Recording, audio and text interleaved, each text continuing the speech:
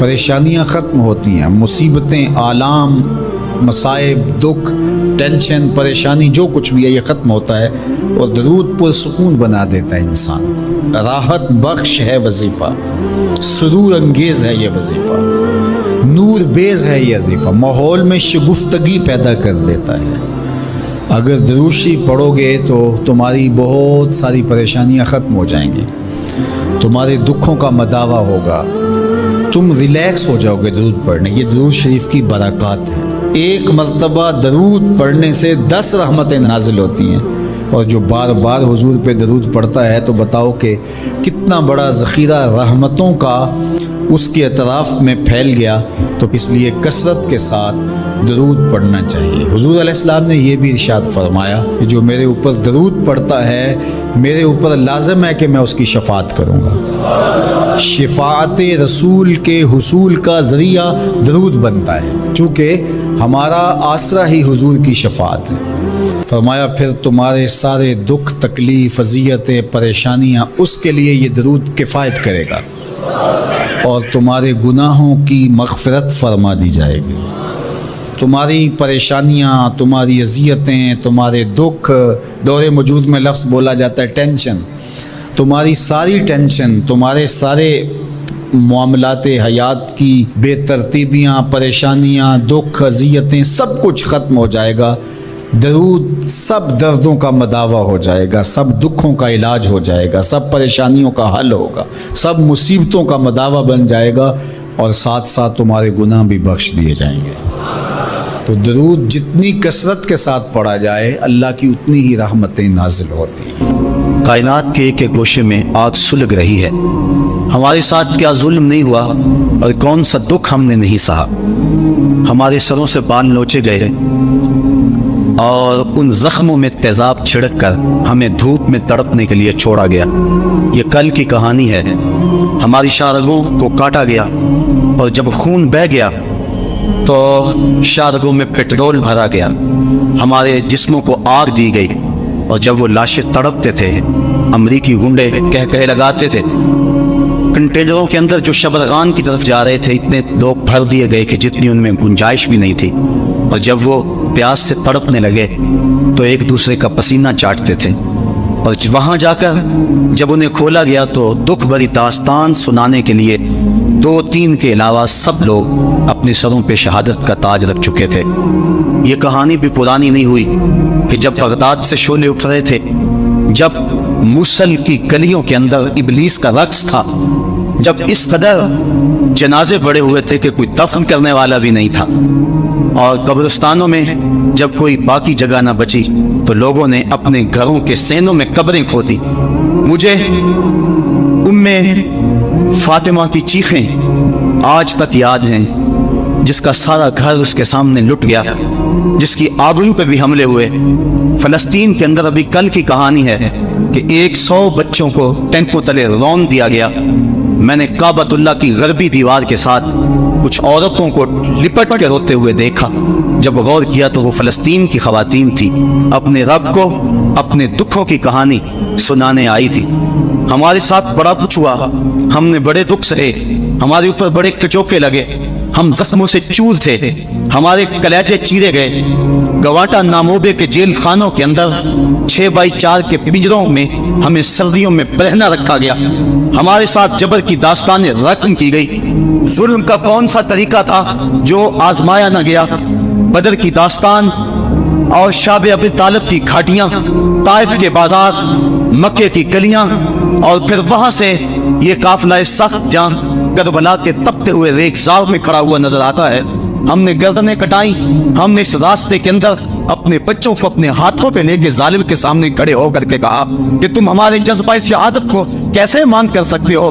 جو چل کے آ سکتے تھے وہ پاؤں کے بل بوتے پہ آ گئے، اور جو چل نہیں سکتے تھے ظالموں تیر آزماؤ، انہیں ہم گود میں اٹھا کے لے آئے ہیں۔ ہماری تاریخ بڑی تابناک ہے، ہماری تاریخ بڑی روشن ہے، ہماری تاریخ بڑی دلاویز ہے۔ ہم ہنس کے جان دینا جانتے ہیں۔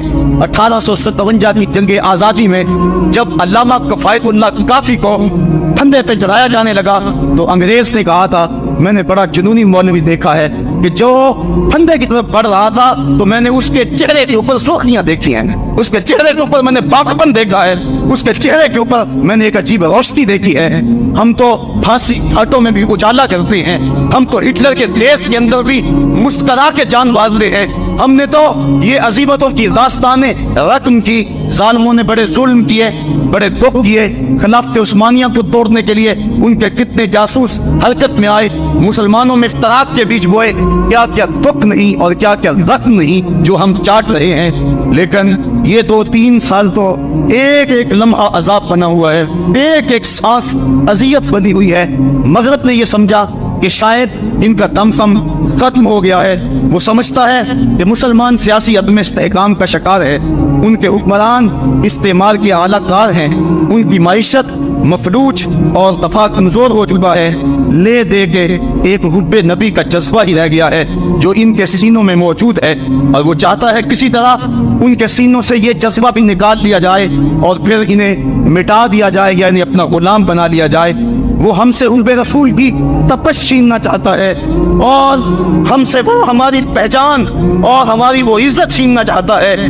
مغرب نے یہاں بھی ٹھوکر کھائی، اس نے حکمرانوں کے آئینے میں عوام کے چہرے کو دیکھا، اس نے سمجھا کہ ان میں زندگی کی رمق نہیں، اعصاب شل ہو گئے، دل بجھ گئے۔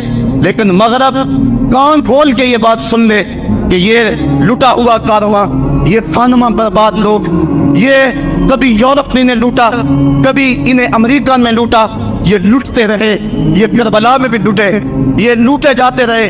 ان کے لوٹنے کی کہانی بڑی دردناک بھی ہے اور بڑی طویل بھی ہے، لیکن مغرب سن لے کہ جب یہ خود لٹنے پہ آ جائیں تو پھر اپنا سودا اونچائے محمد میں کرتے ہیں، جب وہ خود لٹنے پہ آ جائیں تو پھر سب کچھ رسول کریم کی ناموس کے لیے قربان کرنے کے بعد بھی یہ کہتے رہ جاتے ہیں، کروں تیرے نام پہ جاں فدا، نہ بس ایک جاں دو جہاں فدا، دو جہاں سے بھی نہیں جی بھرا، کروں کیا کروڑوں جہاں نہیں۔ مغرب تو براہ راست حملے کر رہا ہے جس سے ہمارے جگر پاش پاش ہوتے ہیں۔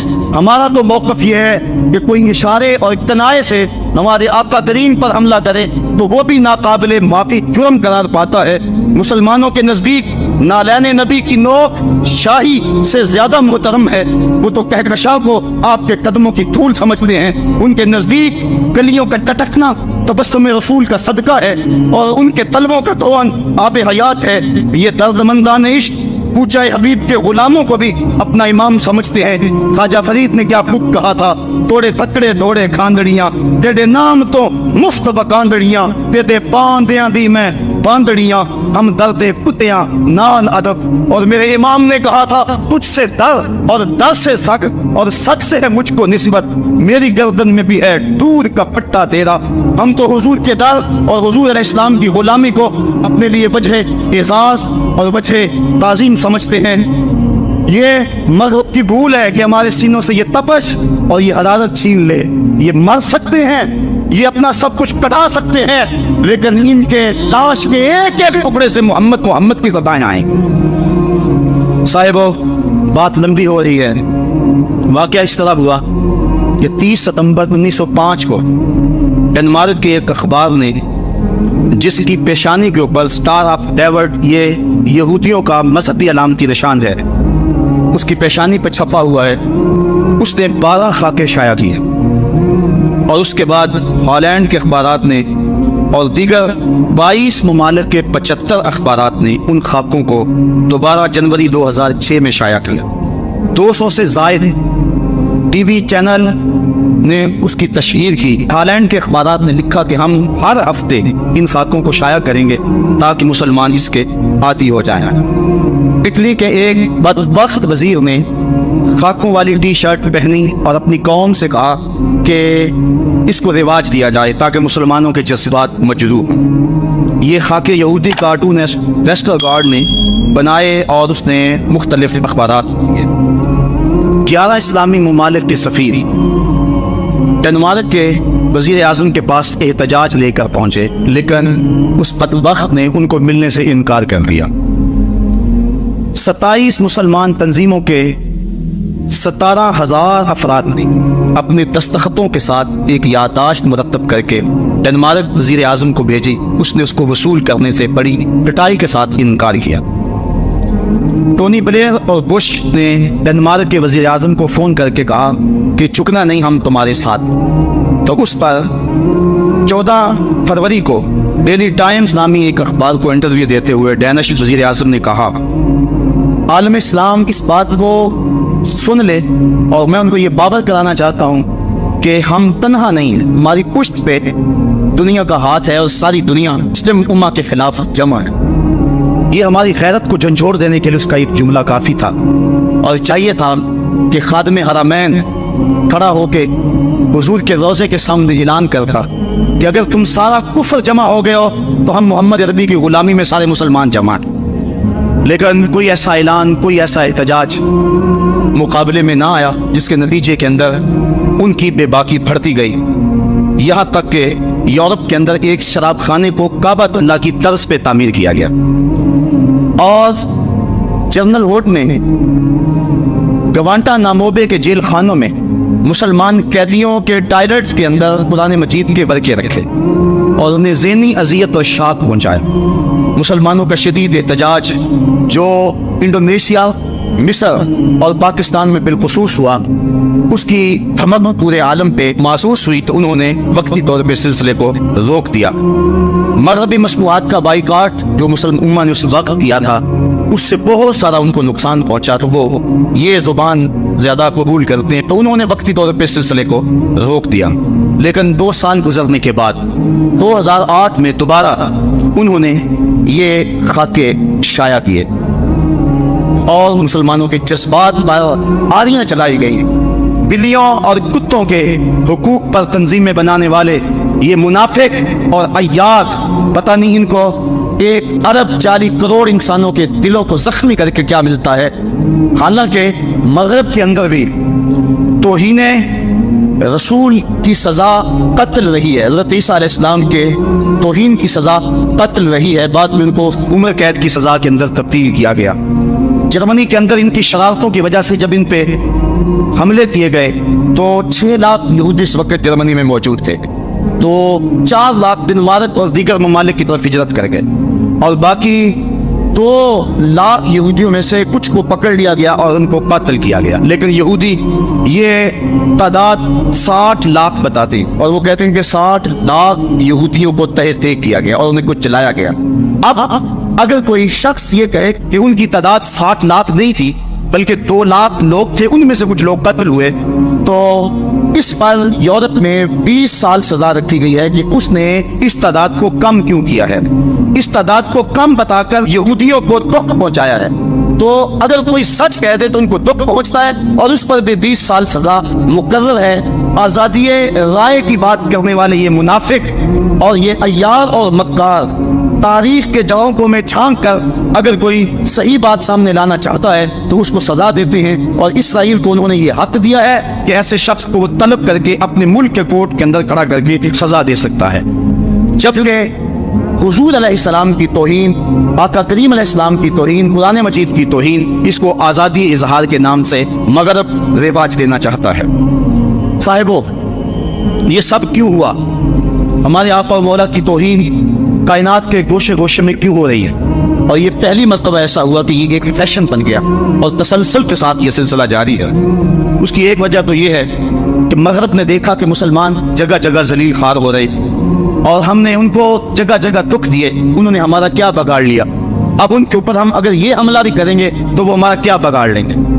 مسجد اقصیٰ کئی عرصوں سے اور کئی سالوں سے ان کے قبضے میں ہے، اور ان کو عرب آزاد نہ کروا سکے.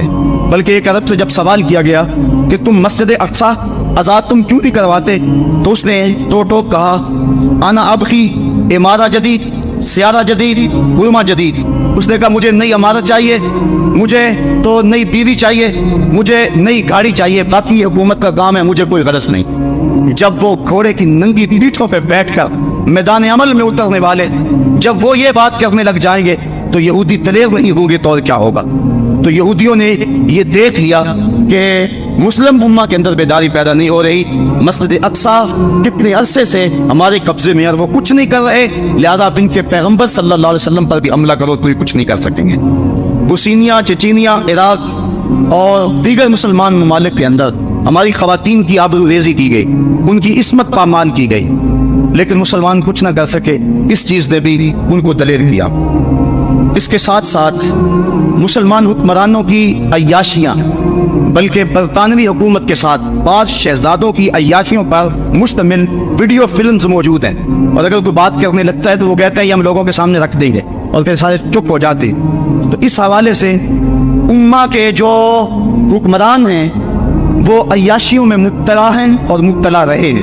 لہذا جو عیاشیوں میں مبتلا ہو جائے وہ اپنا سر ہتھیلی پہ لے کے سر میدان آنے کا عادی نہیں ہوتا, بلکہ وہ متاع زندگی کو ہی عزیز سمجھا کرتا ہے. ہمارا باہمی افتراق و انتشار یہ ان کو دلیر کرتا ہے, اور انہوں نے ہمارے اندر طرح طرح کی افتراق اور انتشار کے بیج بوئے ہیں. لارنس آف عربیہ, اس نے جب سلطنت عثمانیوں کو توڑا اور وطنیت کے نام سے انہوں نے قوموں کو تقسیم کیا, لیکن تھوڑی دیر کے بعد یہ آپس میں قریب ہو گئے, تو اس نے ایک بات کہی تھی.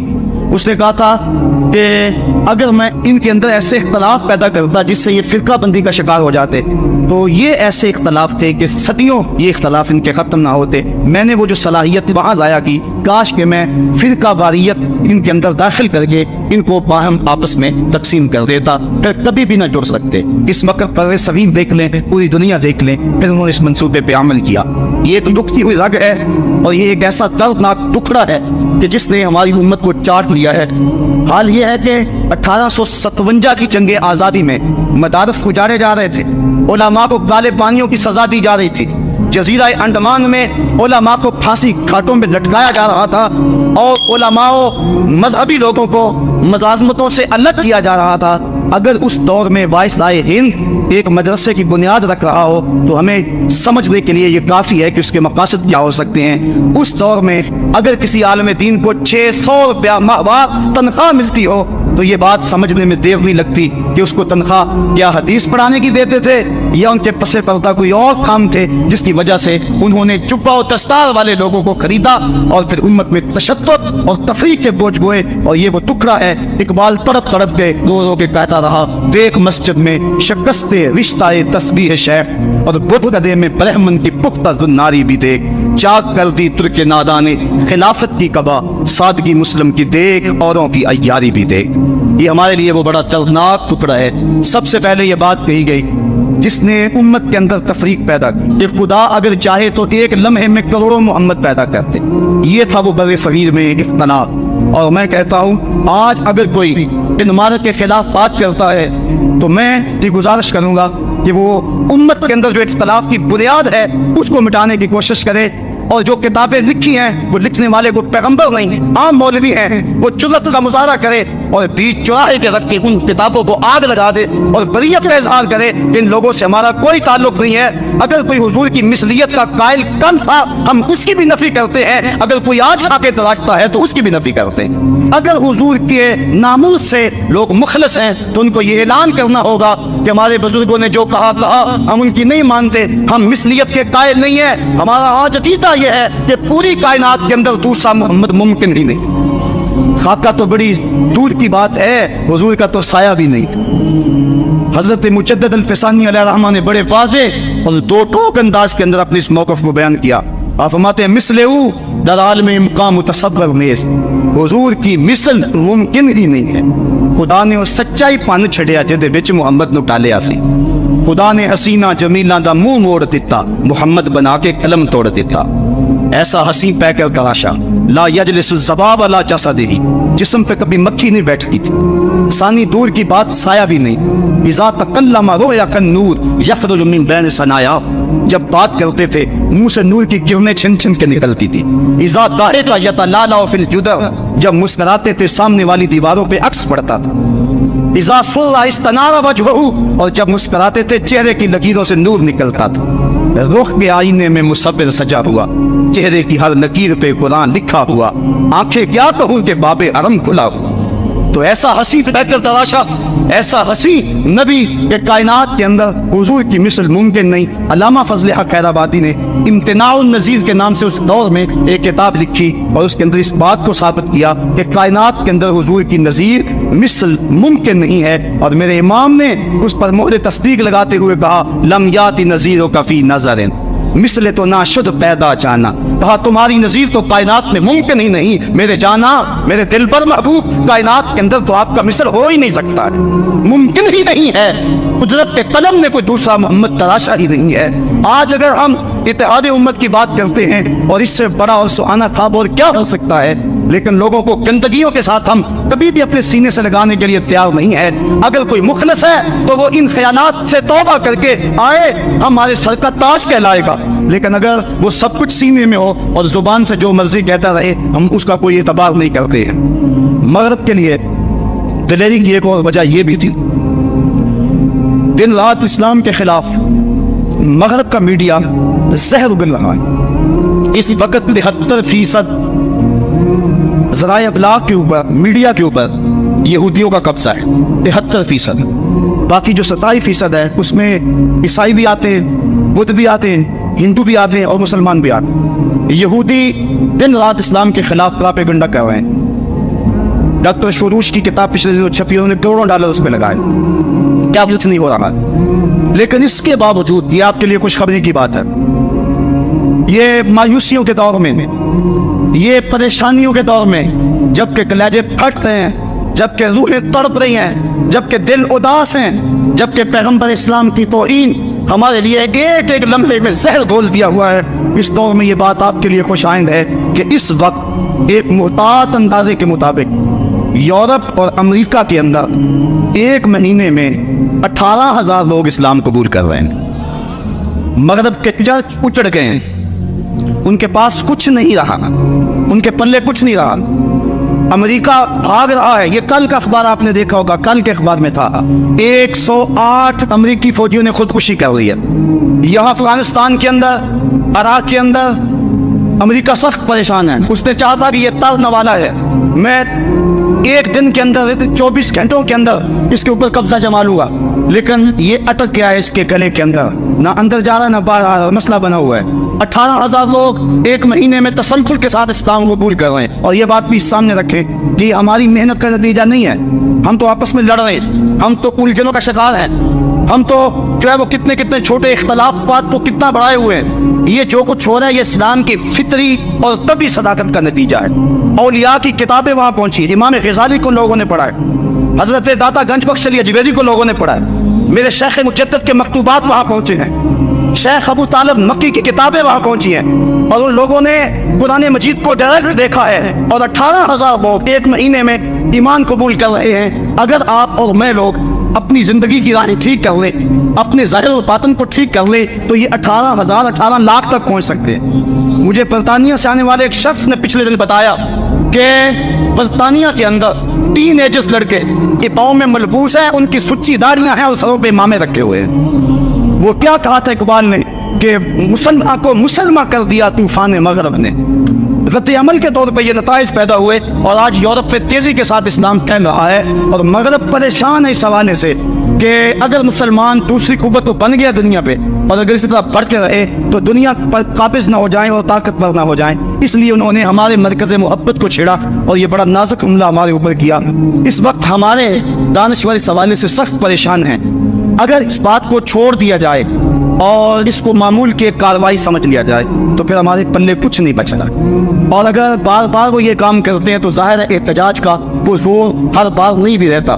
اور ڈینش وزیر اعظم نے یہ بات کہی بھی اپنے بیان میں کہ 2006 میں جو احتجاج ہوا تھا 2008 میں وہ احتجاج دیکھنے میں نہیں آیا۔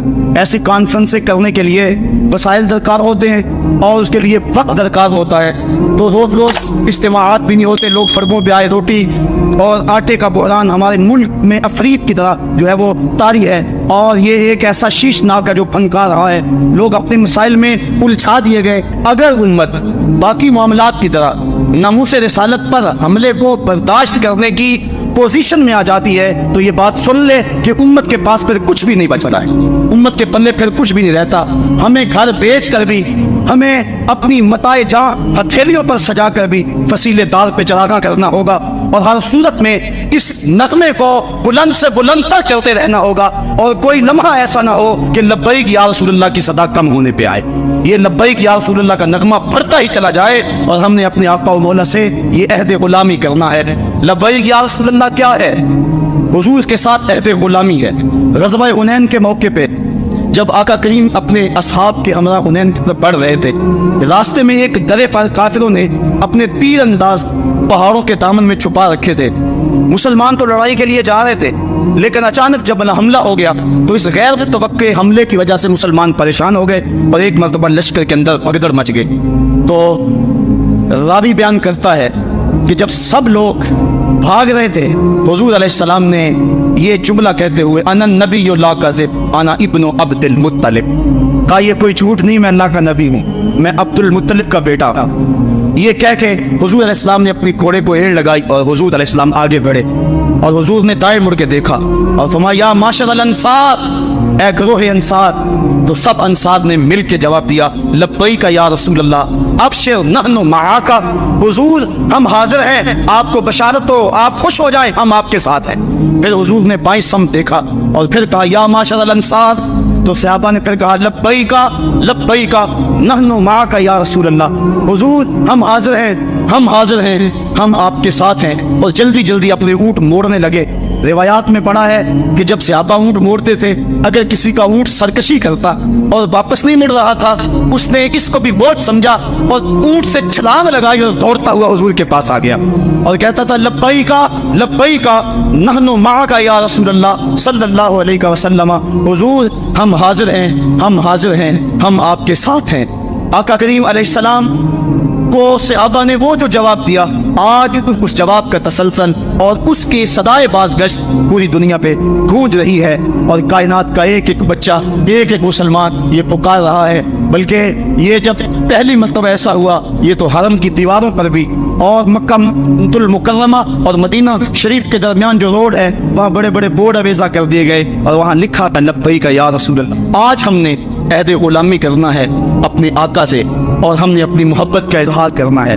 بات جہاں تک حضور کی عظمت کی ہے، اللہ تعالیٰ نے قرآن میں فرمایا وَرَفَعْنَا لَكَ ذِكْرَكَ، محبوب تیرا ذکر ہم نے بلند کیا ہے۔ یہ ڈنمارک کے لوگ جو مرضی کرتے رہے، حضور کی عظمتوں کو نہیں ٹاسا سکتے۔ چاند طرف منہ کر کے تھوکنے سے اس کی نوری کرنوں کو میلا تو نہیں کیا جا سکتا۔ وہ ہرا کا چاند، وہ عرب کی روشنی، وہ آمنہ کا راج دلارا، جس کے سر پہ وَرَفَعْنَا لَكَ ذِكْرَكَ کا تاج میرے رب نے رکھا ہے، اس کی عظمتوں کو کون گھٹا سکتا ہے؟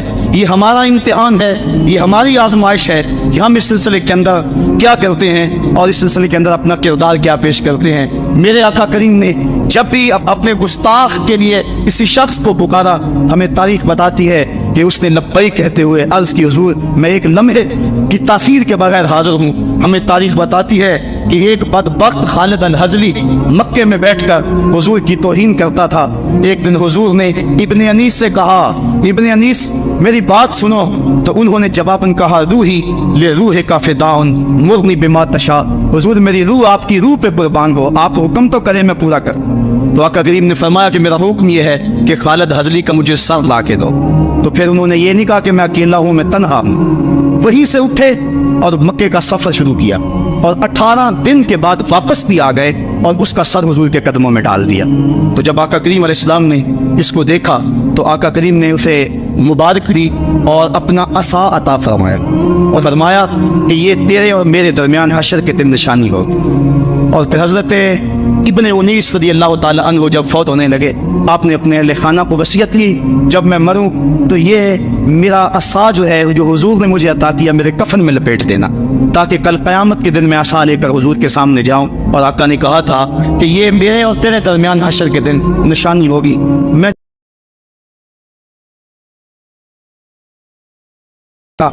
اور عجیب کیفیت میرے اوپر طاری ہو گئی۔ میں نے کہا ابن انیس تیرے پاس تو نشانی موجود ہے، حضور نے عصا دیا اور حشر میں کوئی نشانی پیش کر دے گا، اگر حضور نے ہم سے کوئی نشانی مانگی تو کیا نشانی ہمارے پاس ہو؟ حضور نے کہا کہ تم نے میرے گستاخوں کے لیے کیا دیا، تو ہم دیکھیں سوچیں گریبان میں جھانکے کہ ہم کس طرح چین سے سو جاتے ہیں, کس طرح کھانا کھاتے ہیں, کس طرح پانی پیتے ہیں. حضرت امام مالک نے تو کہا تھا کہ دو ہی باتیں ہیں اس دھرتی پہ, یا مومن زندہ رہے گا یا گستاخ رسول زندہ رہے گا. کہا ایک ساتھ دو زندہ نہیں رہ سکتے ہیں. حضرت معاذ بن جبل نے گھوڑے سے اترنے سے انکار کر دیا جب یمن میں گئے. کہا مجھے پتا چلا تمہاری دھرتی میں ایک گستاخ رسول بستا ہے, جب تک وہ گستاخ یہاں موجود ہے میں اس دھرتی پہ قدم نہیں رکھ سکتا, اتنی دیر تک اتروں گا نہیں جب تک اس کا سر میرے سامنے نہیں ہوگا. تو یہ تھی ہمارے بزرگوں کی کہانیاں. تو میں کہہ رہا تھا, سوچ رہا تھا, ابن انیس تیرے پاس کو نشانی ہے, کاش ہمیں بھی نشانی مل جائے. قامر چیمہ شہید نے بھی ایک نشانی حاصل کر لی, غازی علم الدین شہید نے بھی ایک نشانی حاصل کر لی, غازی عبد القیوم نے بھی ایک نشانی حاصل کر لی. یہ ہیں وہ نشانیاں جو کل حضور کی خدمت میں لے کر حاضر ہوں گے. حضرت غازی علم الدین اپنی گردن کی ٹوٹی ہوئی ہڈی لے کر شامل ہوں گے, اور غازی احمد چیمہ شہید اپنے بدن کے اوپر ہٹلر کے پیٹوں کے لگائے ہوئے زخم لے کر حضور کے سامنے پیش ہوں گے. ان کے پاس تو نشانیاں موجود ہیں. پھر میں نے سوچا چلو لبیک یا رسول اللہ کانفرنس میں زور لگا کے لبیک یا رسول اللہ کہہ کے اے تو کرے کہ اور ہمارے مقدر پھر ہماری یہ قسمت کہ ہمیں بھی کوئی نشانی مل جائے اور ہم بھی اس پہ ساری زندگی ناز کریں اور اپنے بچوں کو نصیحت کریں جس کو ہمارے کفن میں لپیٹ دینا. آج اس نشانی کی طلب کے لیے, اس کی آرزو کے لیے, اپنے آقا سے عہد غلامی کرنے کے لیے اور اپنی جان, اپنا مال, اپنی صلاحیتیں, اپنا وقت, اپنی نسلیں حضور پر قربان کر دینے کے لیے اس عزم کے ساتھ لبیک یا رسول اللہ کا نعرہ بلند کرے. یہ ایک رسم نہ ٹھہرے بلکہ یہ تمہارے دل کے دھڑکن کی صدا ہو اور دل تمہارے آنسو اس کے صداقت کے اندر جذب ہو اور محبتوں کے ساتھ اپنے آقا سے عرض کریں لبیک یا رسول اللہ, لبیک یا رسول اللہ, لبیک یا رسول اللہ. یہ کیسے دن آئے, فلک بھی دشمن, زمین بھی مخالف, اوپر سے بھی بارود, نیچے سے زلزلے, جائیں تو کہاں جائیں, نہ پائے ماندن نہ جائے رفتن. لگتا ہے رحمت خداوندی بھی ہم سے روٹ گئی. گناہگاروں کے کریم آقا, غریب پرور آقا, بندہ نواز آقا, ہم سے بھول ہوئی, ہم اقرار کرتے ہیں ہم سے بھول ہوئی, ہمیں معاف کر دیں. حضور معافی, حضور معافی, حضور معافی, حضور معافی. ماضی کی خطاؤں سے درگزر فرمائیں. آئندہ عہد کرتے ہیں ایک ایک سانس آپ کے نام کیا, جئیں گے تو آپ کے لیے, مریں گے تو آپ کے لیے, آخری سانس تک آپ کے وفادار رہیں گے.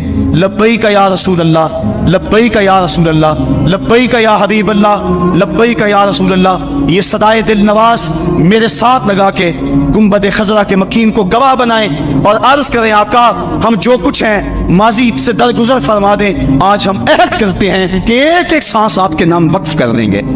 صدائے دل نواز اور بلند آواز سے یہ عہد کریں اپنے آقا سے لبیک یا رسول اللہ, لبیک یا رسول اللہ, لبیک یا رسول اللہ, لبیک یا رسول اللہ. حضور ہم حاضر ہیں, ہمارے دل بھی حاضر ہیں, ہماری جان بھی حاضر ہے, ہماری نسلیں بھی حاضر ہیں. لبیک یا رسول اللہ, لبیک یا رسول اللہ, لبیک یا رسول اللہ. ہم اپنے آقا سے عہد غلامی کرنے آئے ہیں. اب صاحبو ہم نے کرنا کیا ہے ان حالات کے اندر جب کہ چاروں سمت گستاخی رسول کی آگ چل رہی ہے, اور اگر ہم اس کو برداشت کرنے کی پوزیشن میں آ جائیں تو ہمارے ایمان کی اساس اکھڑ جائے گی. تو اس وقت سب سے پہلے تو ہم نے ناموس رسالت کی حفاظت کے شعور کو بیدار رکھنا ہے, جس کے لیے جلسے, جلوس, احتجاج, سیمینار, رسائل و جرائد ہم نے چھوڑنے ہیں اور پوری قوم کو اس حوالے میں بیدار رکھنا ہے. عالمی سطح تک ہم نے اس موقف کو پوری دنیا تک پہنچانے کی کوشش کرنی ہے. دنیا کی مختلف زبانوں کے اندر اپنے موقف کو ہم نے ٹرانسلیشن کر کے اور دنیا کے پارلیمنٹ کے ممبر, صحافی, دانشور اور دوسرے مغربی ممالک کے تھنک ٹینک جو ہیں ان تک ہم نے اپنا موقف پہنچانا ہے. اس حوالے سے ہمارا موقف کیا ہے. ممکنہ حد تک مغربی مصنوعات کا بائیکاٹ ہم نے کرنا. یہ پچھلے دنوں کے اندر ہم نے جب بائیکاٹ کیا تھا تو $344 ملین کا نقصان صرف ایک ان کی کمپنی کو ہوا تھا جس کو میکڈونلڈز کہتے ہیں, اور دنیا پر ان کی 31,000 شاخوں میں سے 721 شاخیں چند دنوں کے اندر بند ہو گئی. اس وقت دنیا پر ہزاروں ملٹی نیشنل کمپنیوں نے جال بچھایا ہوا ہے جن میں قابل ذکر 500 کمپنیاں ہیں, اور ان کے اندر 414 کمپنیاں جو ہیں وہ یورپ, امریکہ اور جاپان کی. اور ان میں سے زیادہ تر لوگ یہودی ہیں، اور یہ 30 سے لے کر 60% تک اپنی رقم اور اپنی آمدنی کا جو حصہ ہے وہ اسرائیل کی حفاظت کے لیے ادا کرتے ہیں۔ اس حوالے سے ہمیں بار بار سوچنا چاہیے۔ یہ میک ڈونلڈ جو ہے اس کا مالک امری فیران، یہ کٹر یہودی ہے، اور یہودیوں کو جو لوگ سپورٹ کرتے ہیں ان پہ اس کا نام 3 نمبر پر ہے، اور ہم بڑے فخر سے ان کے ریسٹورنٹوں میں، ان کے ہوٹلوں میں داخل ہوتے ہیں، اور یہ اپنے لیے ہم نے اسٹیٹس سمبل بنایا ہوا ہے۔ میں یہاں سے جب گزرتا ہوں تو KFC کے اوپر ایک یہودی کی لگی ہوئی تصویر میرا کلیجہ چیرتی ہے۔ میں کہتا ہوں کبھی تو ہمارا مزاج یہ تھا، ہماری مائیں ہمیں کہانیاں سناتی تھی کہ باروں آئے 2 انگریز، اگلے نالوں پچھلا تیز، اس سے مراد پخانہ اور پیشاب تھا، اور آج ان کی تصویریں جو ہیں وہ ہمارے سروں کے اوپر لگی ہوئی ہیں۔ ہمیں تو یہ درس دیا گیا تھا، من لم یجد صدقہ فلیلعن الیہود، تمہارے پاس اگر صدقہ دینے کے لیے کچھ نہ ہو، یہودیوں پر لعنت کر دیا کرو، اللہ صدقے کا ثواب عطا فرما دیا۔ لیکن آج ان کی تصویریں ہمارے سروں پہ لگی ہیں، اور ہم ان تصویروں کے سائے میں بیٹھ کے زندگی کا عیش مناتے ہیں، اور زندگی کی خوشیاں اور زندگی کی بہاریں حاصل کرتے ہیں۔ یہ افسوسناک خبر ہے آج ہماری جو حالت ہے آپ سب کے سامنے۔ اور یہ کمپنیاں کرتی کیا ہے؟ ایک طرف تو اسرائیل کو سپورٹ کرتی ہیں، دوسری طرف یہ اپنی زبردست تشہیر سے ہمارے معاشرے کے اندر بے حیائی کو فروغ دیتے ہیں، اور دن رات وہ اس میں لگی ہوئی ہیں۔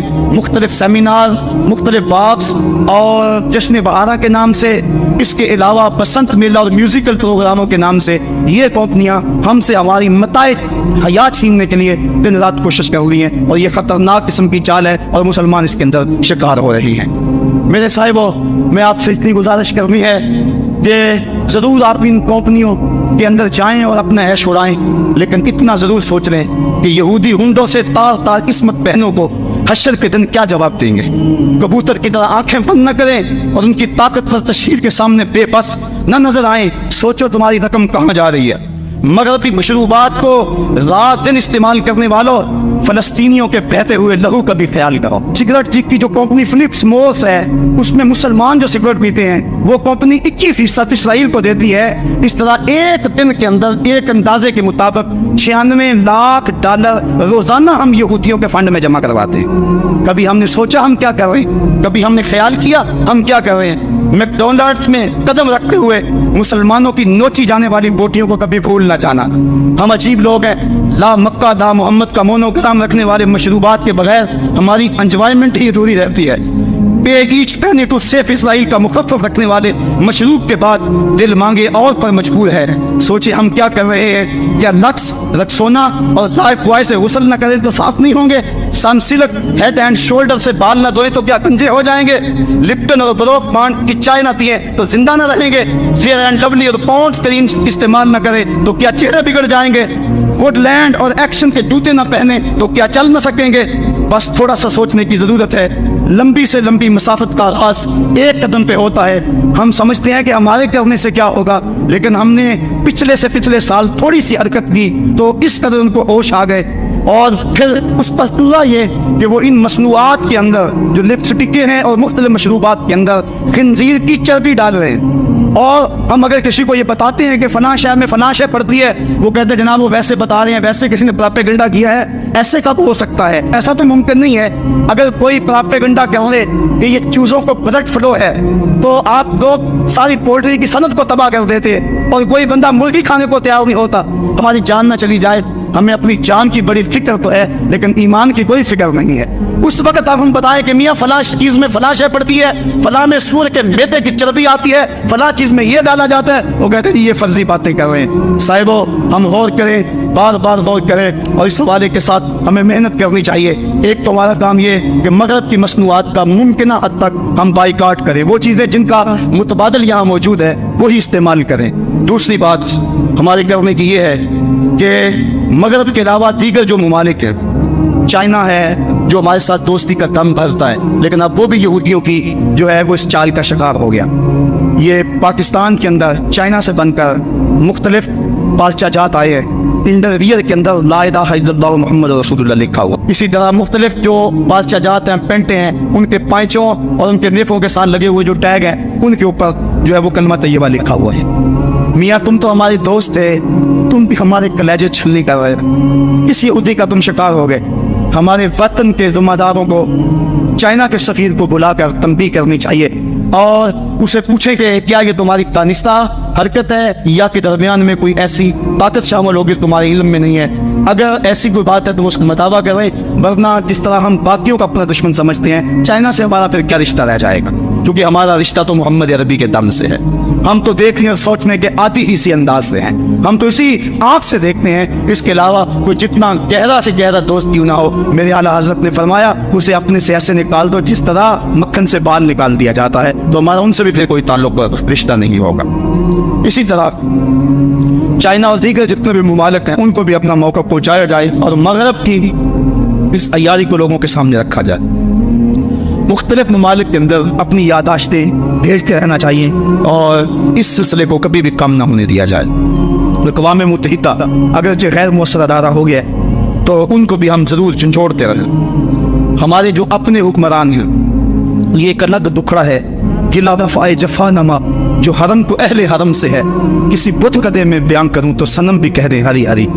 ये हमारे 56-57 इस्लामी मुल्कों के हुक्मरान हैं। पता नहीं इनकी खैरत कहाँ सो गए, पता नहीं इनको कैसे चैन की नींद आ जाती है। सबसे ज्यादा ये वो लोग हैं कि जिन लोगों से क़यामत के दिन बाज़ पुरस की जाए। क्योंकि मैं कहता हूँ दो तबके हैं, एक वो तबका है जो बेचारा बेबस है, कर कुछ नहीं सकता, तड़प रहा है लेकिन बेबस है, और दूसरा जो कर सकता है वो बेहिस।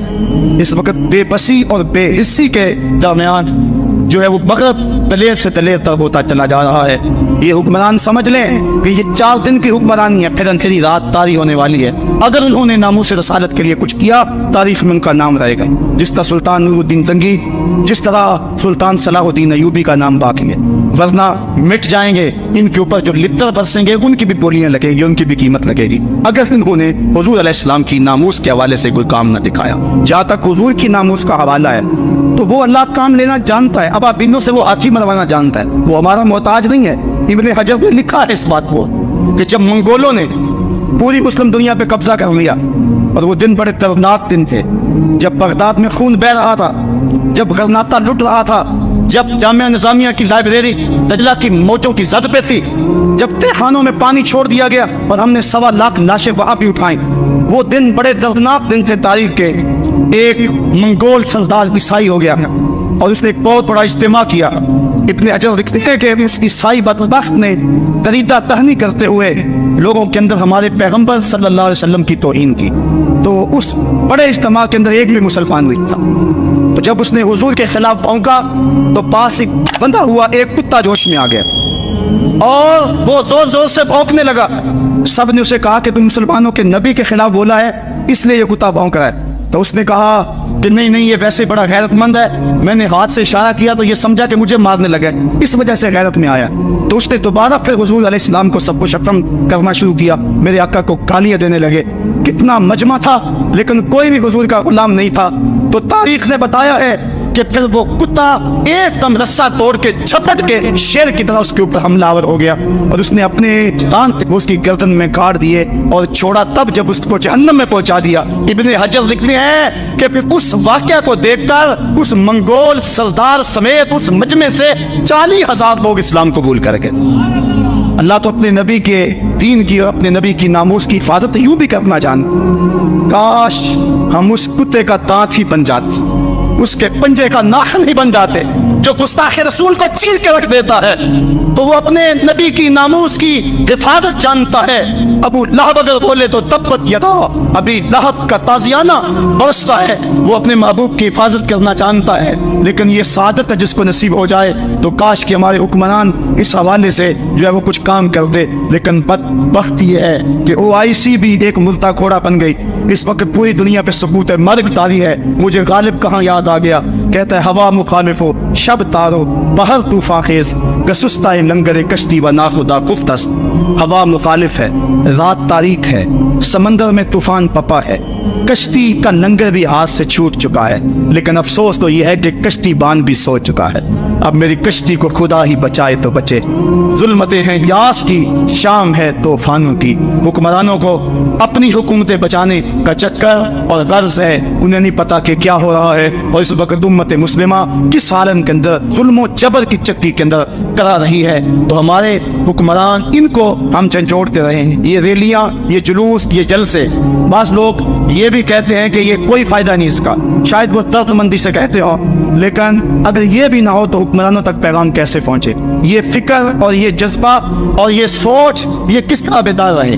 लोग कहते हैं रैलियों ने क्या किया। मैं कहता हूँ कि इल्मुद्दीन किसने पैदा किया? ये जुलूसों का कमाल था कि उसने अपने भाई से पूछा कि भाई ये बाहर लोग जुलूस निकाले हुए ये किस लिए निकाल रहे हैं? तो उसने कहा था कि हुजूर की तौहीन की गई, इसलिए मुसलमानों के गैज़ व गज़ब का इजहार है। तो उसने कहा कि अगर कोई जालिम को कत्ल करे जिसने आका की तौहीन ही की तो क्या मिलेगा उसको? तो उसके बड़े भाई ने मुस्करा के कहा उसे तख्ता तार मिलेगा। तो फिर उसने कहा अच्छा अगर ये बात है तो फिर 100 पार्स इसको कबूल करने के लिए तैयार हों। इन जुलूसों ने, इन रैलियों ने, इन जलसों ने गाजी अहमद चीमा शहीद पैदा किया, जिसने हिटलर के देश के अंदर जालिम के गिरेबान में हाथ डाला और अजीमत की वो दास्तान रकम की कि 15वीं सदी जिस पे नाज कर रही है। आज आमिर चीमा की कब्र को भी लोग सलाम कर रहे हैं। मैंने एक सैयदजादे को आमिर शहीद की पांकी पे खड़े होकर रोते हुए देखा और वो ये कहता था रब्बा मैं ये नहीं कहता कि मैनू आमिर चीमा बना दे, मैं तो ये कहना है कदमा दी खाक ही बना दे। हजरत गाजी इल्मुद्दीन का जब जनाजा उठा, अमीर मिल्लत अलैहि रहमा फरमाते मैंने बड़े बड़े पहलवानों की बातें सुनी, बड़े बड़े बादशाहों का तस्करा पड़ा, लेकिन मेरे दिल में कभी ये उमंग न जागी, कभी ये आरज़ू न हुई कि फलां बादशाह मैं होता, फलां हुक्मरान मैं होता। लेकिन जब गाजी इल्मुद्दीन का जनाजा उठ रहा था, ये जज्बा दिल में अंगड़ाइयाँ ले रहा था, काश आज इल्मुद्दीन मैं होता। तो ये सिलसिला भी जारी रखना चाहिए। जदीद उलूम व फ़नून में दस्तरस हासिल करके तरक्की की राहों को खोलना, ये इस वक्त मुस्लिम उम्मत के लिए बहुत ज़रूरी है ताकि हम दुनिया की थोड़ में शामिल हो सके। लेकिन हम कैसी अजीब कौम है कि जो हमें एजाज़ देता है उसे हवाला ज़िंदा करते हैं। हाँ, हमारी कौम को आबरू दी और हम भारत की आंखों में आंखें डालकर बात करने के काबिल हुए, लेकिन हमने उसी डॉक्टर अब्दुल कदीर खान को जो है वो पाबंद सलासिल कर दिया। आज वो जिंदा के पीछे सिसक सिसक के जिंदगी गुजार रहा है। भारत का साइंसदान तो सदारत की कुर्सी पे विराजमान हो और जिसने इस कौम को आबरू बख्शी, आज वो हवाला जिंदा हो। काश हमारे हुक्मरान इनकी सोचें बदलें और इनको गैरत के नाफिम नसीब हों।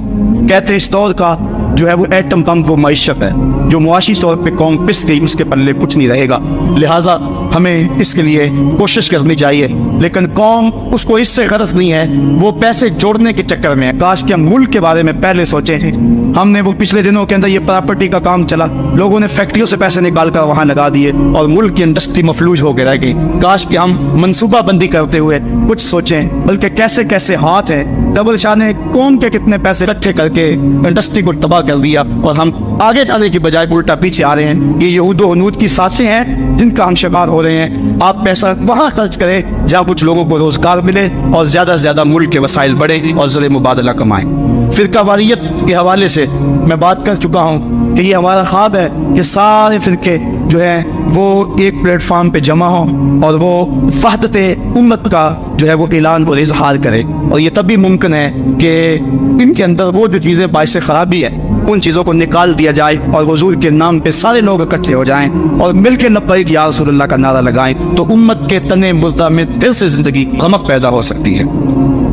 गाजी अहमद चीमा शहीद के मिशन को जारी रखना ये वक्ती और फौरी हल है इस वक्त जो हालात हैं। अगर हम इस काम को भी छोड़ देंगे, जैसा कि आज कुछ लोग कहते हैं कि ये क्या काम है जो किया जाए, मगर बहुत दलेर होता है और भड़कता है मुसलमानों के खिलाफ, जो है वो दुश्मनी उसकी और बढ़ जाती है। ये अगर हम इसको बर्दाश्त कर लें और इसको मुस्तकबिल पे छोड़ दें तो ये हमारी गैरत ईमान के खात्मे का ऐलान है। किसी ने इब्न उमर से पूछा कि फलां जगह के अंदर एक शख्स ने गुस्ताखी रसूल की है, आप बताएं उसके बारे में फतवा क्या है। तो इब्न उमर गुस्से में आ गए, कहा फतवा पूछने आ गए हो, पहले उसे कत्ल क्यों नहीं किया है। اور یہ بات ہمارا موقف دو ٹوک اور واضح ہے کہ گستاخ رسول واجب القتل ہے، اور اس کو بطور حد قتل کیا جائے گا، بطور تعزیر قتل نہیں کیا جائے گا، اور اگر وہ معافی مانگے بھی تو چونکہ بطور حد قتل کیا جائے گا اس کی معافی قابل قبول نہیں ہوگی۔ آج یہ بھی فلسفہ لوگ تلاش رہے ہیں کہ حضور نے اپنے دشمنوں کو معاف کیا ہے، اپنے بیٹے کے قاتل کو کرنا معاف تیری جوان مردی کا پتہ چلے، کرنا سنت ادا، اپنے گستاخ کو معاف کرنا، دشمن کو معاف کرنا اور بات ہے، لیکن محبوب کے دشمن کو معاف کرنا اور بات۔ دوسرے لفظوں میں یوں سمجھ لو، اپنے دشمن کو معاف کرنا جوان مرضی ہے، اور محبوب کے دشمن کو معاف کر دینا بے غیرتی ہوا کرتی ہے۔ اس لیے 1400 سالہ امت کی تاریخ میں کبھی ایسا نہیں ہوا کہ کسی مومن نے گستاخ رسول کو معاف کیا ہو۔ یہ دو ٹوک اور واضح ہمارا یہ موقف ہے کہ حضور کا گستاخ واجب القتل ہی ہے اور اس کا سر ہی اڑایا جائے گا۔ بلکہ فتاوی عالمگیریہ میں 500 علماء ہند نے فتویٰ دیا، کسرا گفت کہ جامع پیغمبر ریمناک بود۔ کسی نے اگر کہا کہ حضور جو لباس پہنتے تھے وہ میلا کچیلا ہوتا، وہ میلا کچیلا ہوتا تھا، 500 علماء نے فتویٰ دیا اس کی گردن اڑا دو۔ جو حضور کے لباس کو بھی میلا کہے، یہ تو وہ نازک بارگاہ ہے، لے سانس بھی آہستہ کے دربار نبی ہے۔ یہاں تو سانسوں کا شور بھی بے ادبی کہلاتا ہے۔ یہاں تو جنید و بایزید آتے ہیں، وہ بھی سانسوں کو روک کے آتے ہیں۔ تو یہ ایک اہم کام ہے اور فوری حل ہے۔ گستاخان رسول کے سینے میں یہ ڈر رہنا چاہیے۔ اس تک بھی کہا جا رہا تھا کہ سلمان رشدی کہتا ہے اگر چڑیا بھی پر مارتی ہے تو میں کانپ جاتا ہوں کہ کوئی غیرت مند مسلمان آ گیا ہے۔ تو اگر اس کا یہ خوف بھی ختم کر دیا جائے پھر تو گستاخی رسول کا باب ہی کھل جائے گا۔ اب ہی جو ہے وہ 22 ممالک کے 75 بار اور 200 چینلوں نے یہ خاکے جرأت مندی کے ساتھ جو ہے وہ شائع کیے، اور یہ پہلی مرتبہ ایسا ہوا ہے، ورنہ 14 صدیوں کی تاریخ گواہ ہے کہ کبھی بھی ایسے تحریک کے طور پہ جرأت نہیں ہوئی کہ یوں حضور کی توہین کی جائے۔ جوش میں آ جایا کرتی تھی غیرت، لیکن افسوس آج اس کشتی کو ہے خوف تلاطم صد ہے منہ موڑ دیے تھے جس نے بڑھتے ہوئے طوفانوں پہ۔ آج پوری دنیا پہ کٹ رہے ہیں ہم، لٹ رہے ہیں ہم، خانمہ برباد ہیں ہمارا قافلہ، آج بے یوسف ہے صاحبو زندگی کٹ رہی ہے۔ آؤ میں اور آپ اپنے آقا سے عہد کریں، میرے دامن میں سسکیوں کے سوا کچھ نہیں ہے، میں تو روتا ہوں۔ آج تو لوگ میرے رونے کا مذاق بھی اڑاتے ہیں، لیکن کیا کروں جب میرا سینہ زخمی ہو، جب میرا دل پھٹ رہا ہو، جب امت مسلمہ زخموں میں مبتلا ہو، جب کابل سے کندھار تک، جب قلعہ جنگی سے دشت لیلا تک، جب تورا گورا سے تقریر تک، جب موسم سے بغداد تک، میں جدھر نظر اٹھاؤں مجھے لاشیں پڑے ہوئے نظر آئیں، تو میں پھر کیا کروں؟ میرے ہاتھ میں کچھ ایسی چیز بھی نہ ہو کہ میں ظالم کی گردن توڑ سکوں، میری حکومتیں بھی بے غیرت ہو، اور میرے جو ہے وہ حکومت کے کارپرداز بھی منطقے تلاش رہے ہو، جب بزدلی کو اعتدال پسندی کہا جا رہا ہو، جب بے غیرتی کو روشن خیالی کے نام دیے جا رہے ہو، جب جہاد کو دب جانے کو کمپرومائز کہا جا رہا ہو، جب بدی سے مفاہمت کر لی گئی ہو، اور جب ہم زمینی حقائق کی بات کرتے کرتے اپنے نبی کی توہین کو بھی برداشت کرنے کے لیے تیار ذہن کر رہے ہو، تو اس دور کے اندر بتاؤ میرے پلے کیا ہے، میں کیا کروں؟ میرے دامن میں اور کیا ہے؟ میں روؤں گا، میں دن کو بھی روؤں گا، میں رات کو بھی روؤں گا، میں جھولی پھیلا کے گنبد خضرا کے مکین سے فریاد کروں گا کہ تجھ سے فریاد ہے اے گنبد خضرا والے، کعبے والوں کو ستاتے ہیں کلیسا والے۔ مجھے ایک صاحب کہہ رہے تھے جناب آؤ عمرے کو چلیں، میں نے کہا 6 سال قبل گیا تھا، اب مجھے حوصلہ نہیں پڑ رہا، میں کون سا منہ لے کے آقا کے سامنے جاؤں گا، میں کون سا جو ہے وہ منہ لے کر حضور کو دکھاؤں گا؟ آقا تیرے دشمن تو دندنا رہے ہیں، تیری حرمت پہ حملہ کرنے والے تو دندنا رہے ہیں، میں کیا کروں گا؟ میں کیسے جاؤں گا؟ صاحبو زندگی کٹ رہی ہے، میں اور آپ موت کے لمحہ لمحہ قریب ہو رہے ہیں، موت تو آ ہی جائے گی، بہتر نہیں ہے کہ پوچھا محمد میں آئے، موت تو آنی ہے، مجھے مت ڈراؤ۔ لوگ کہتے تھے یہ خوفناک دور ہے، تب پھٹ جائے گا، کوئی کچھ کہہ رہا تھا، کوئی کچھ کہہ رہا تھا، میں نے کہا میں تو ڈھونڈ رہا ہوں موت کو کہیں ڈھونڈ کے لاؤ، میں تو لمحہ لمحہ موت کے پیچھے بھاگ رہا ہوں، لیکن جب تک موت نہیں آنی اتنی دیر تک میں منتظر رہوں گا۔ کیا اب بھی کوئی جینے کا جواز باقی رہ گیا ہے؟ اب بھی ہم جی سکتے ہیں کہ ہمارے آقا کی توہین ہو رہی ہو اور ہم جی رہے ہو، ایک ایک سانس दुखन बन गया है। एक एक सांस नेज़े की अनी है जो कलेजे को चीर रही है। जख्म ही जख्म है, ताहते नजर शोले ही शोले चमन में नजर आ रहे हैं। उम्मत लुट रही है, कट रही है, पिट रही है। ए खासा फासान रुसल, वक्त दुआ है। मैं यही अर्ज करूंगा, हुजूर हमसे रूठ ना जाइए। हमने गलतियां की, हमने ज़्यादतियां की, हमने आपकी सुन्नत से मुंह मोड़ा, हमने दुश्मनों की सी शक्लें बनाई, हमने आपकी सुन्नत को कटाकर नालियों में बहाया, हमने अपने सरों की मांगे यहूद व नसारा की तर्ज पे सजाई, हमने अपनी महाफिल को हनूत के तर्ज जिंदगी के मुताबिक बनाया, हमने रस्में हिना के नाम से, हमने फेस्टिवल के नाम से बेहयाई फैलाई, हमने मखलूक तलीम का ढोंग रचाया। हमने क्या कुछ नहीं किया, तेरे दीन का जो है वो हवलिया बगाड़ के रख दिया। हम खानकाहों में थे तो सिर्फ हक़हू में लगे रहे, हम मिंबर मेहराब में थे तो हमारे हुजरे गीबत की बदबू से मुताफिन रहे, और हम अगर जो है वो ताजिर थे तो हम लोगों को लूटने के चक्कर में रहे, अगर तालिब इल्म थे तो बसों को बट्टे मारते रहे, अगर हम उस्ताद थे तो हम शाही बच्चों को खाकबाजी का सबक बनाते रहे।